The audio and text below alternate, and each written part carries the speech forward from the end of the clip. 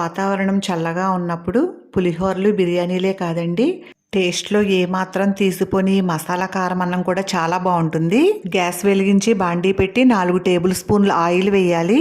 Oil వేడిగా అయ్యాక కొద్దిగా వేరుశనగ గుళ్ళు, మినపప్పు, శనగపప్పు, జీలకర్ర, ఆవాలు వేసి వేయించాలి.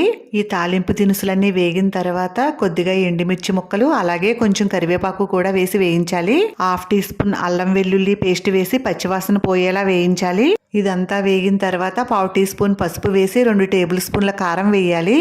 నేను ఇక్కడ ఒక పెద్ద కప్పు అన్నానికి 2 టేబుల్ స్పూన్ల కారం వేసానండి. కారం మీ రుచికి తగ్గట్టు చూసుకోండి. కారం తాలింపులో 1 నిమిషం వేగిన తర్వాత ఒక పెద్ద కప్పు అన్నం తాలింపులో వేయాలి.